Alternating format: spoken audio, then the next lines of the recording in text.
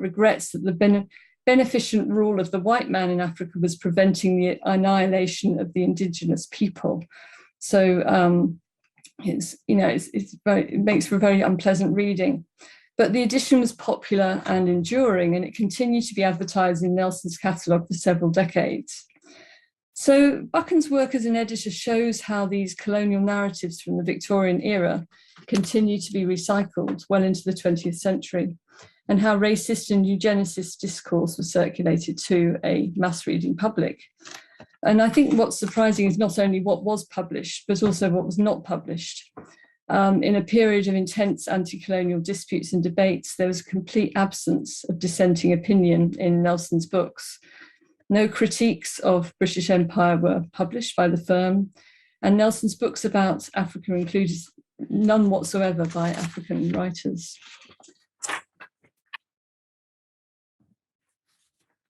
But of all the books that were published by Buchan, none was more popular than his own novel, Presta John, which was published by Nelson in 1910.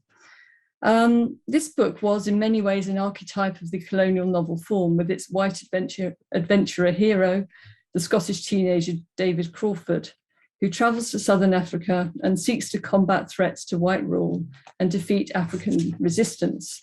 David Crawford confronts Reverend John Laputu, who is by day an educated minister, described as a great pet of missionary societies, but by night he's named the incarcerated spirit of Presta John. He's the leader of a Swazi and Zulu resistance movement whose mission is to lead the African race to conquest and empire.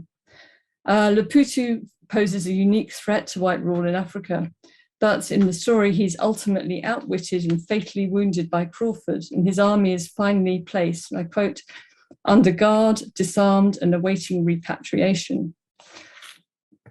And the book ends with the following sort of defense of white supremacy in Africa. I knew then the meaning of the white man's duty. He had to take all risks, wrecking nothing of his life or his fortunes, and well content to find his reward in the fulfillment of his task. That is the difference between white and black, the gift of responsibility, the power of being in a little way a king.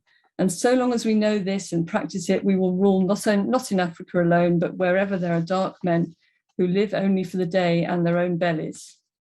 So this is again, reiterating the same imperial and racist ideology that informed his African colony, written 7 years earlier. The publication strategy for Presta John demonstrates Buchan's talent for reaching a mass reading public. Upon his recommendation, the book was published not only for adolescent boys, but also for adult readers. Tommy Nelson suggested it was published as a children's reward book, but Buchan wanted it to be published for both adults and children. And actually it was first published in the 2 shilling series and then later on was published for children. And he took great care during the process of publication that this should be, he was very interested in the book design and production. And as you can see from here, the first edition had a very decorative and exotic cover with an illustration of John Laputa, or Presta John on the front. And he requested that figures on the front were redrawn more distinctly and that the colours were altered. He wanted more rose to be put into the rubies and less magenta, and gave specific instructions about the quality of the paper and the amount of gilding that should be used on the edges. He even designed a lavish gold stamp for the book cover, which, looks like a Nazi symbol. But anyway, so the strategy was successful, for the book became an international bestseller. It was first issued in 1910 and then was issued by Nelson in many editions. So we see here in the 1932 edition of Presta John, and then later in the decade, the Teaching of English series, which was possibly the edition that found its way into Achebe's school library. So Presta John, which was notable for its ideological service to the British Empire, became one of Nelson's most enduring and popular titles in the first half of the 20th century. And finally, Buchan served as a propagandist. During the First World War, he assumed the new role as a war scribe, writing patriotic articles and books about the progress of the war in South Africa and elsewhere to boost the morale of the readers. And in 1917, he was appointed director of the Department of Information by the Prime Minister, Lloyd George, on the recommendation of Lord Milner, who he'd previously worked for in the Transvaal. In this capacity, the boundaries between his work at Nelson and his work for the Foreign Office became porous. But he continued to carry out his duties as director of Nelson's, reading manuscripts and answering correspondence on Department for Information headed note paper. And he carried on establishing contacts with Nelson and other book publishers for the covert publishing of propaganda aimed at European audiences and American audiences. Kate MacDonald calls these muddily demarcated transactions in which Buchan merged the propaganda concerns of the wartime government, closely with the publishing strategy of his own firm. He commissioned a number of books which were issued under the imprint of established British publishing companies, thus disguising their source as official propaganda. In addition to Thomas Nelson, the publishers favoured by Buchan were Allen and Unwin, Heinemann, and the Athenian Press, as well as the publisher of his own novels, Hodder and Stoughton. He came to mutually beneficial arrangements whereby the publishers were paid for the publication and also had guaranteed sales income. These firms were enlisted to publish government propaganda under their own imprints, disguising the government source of the information. And he ordered 17,000 copies of his own book, Battle of the Somme, which was first published by Nelson in 1916, to be published as government propaganda under Nelson's imprint. He later became heavily criticised for this arrangement by Robert Donald, who was editor of the Chronicle. He led an investigation into Buchan's department and concluded that, I quote, "The whole system is most unbusinesslike and simply means an arrangement for subsidizing publishers and particularly a selected list of publishers." So he thought this was highly corrupt. And actually, soon after, Buchan's period of control over the Department of Information came to an end in 1918.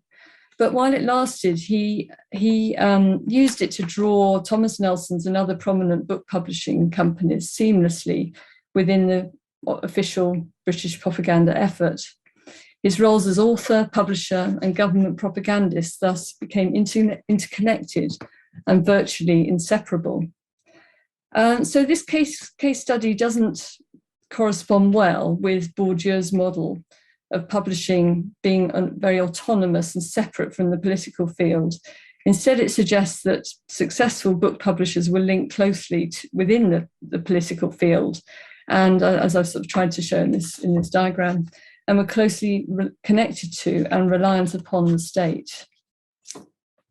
So Nelson's cheap and accessible books became an influential means by which Victorian myths of Africa were repackaged and colonial discourses were circulated for a new generation of readers in Britain and across the empire. This explains how his novel Presta John, with its tropes of the white saviour and the noble savage, came to be read by Achebe in his school library over 30 years after it was first published in London. These alliances between publishers and government were symbiotic and mutually advantageous. Buchan wrote and published books in defence of the British Empire and of British policies in South Africa, and he and Nelson's benefited from a close and sustaining relationship with the government. This illustrates well the role of the book publisher in contributing to what Patrick Brantlinger terms a deluge of ruling discourse about Africa in this period. These histories are undoubtedly difficult to excavate, but it's important to do so, in my view, as the legacies of this colonial past undoubtedly remain in British book publishing culture today and in the publishing industry today. So returning to Achebe's observation, this case study helps to show how, in one particular instance, absolute power over narrative was secured in the colonial period. These hidden networks underpinning the book in the colonial book trade helped to explain who held the power to tell stories about others, whose stories were forgotten or silenced, and in whose interests these stories were written and whose interests these stories served. So thank you very much.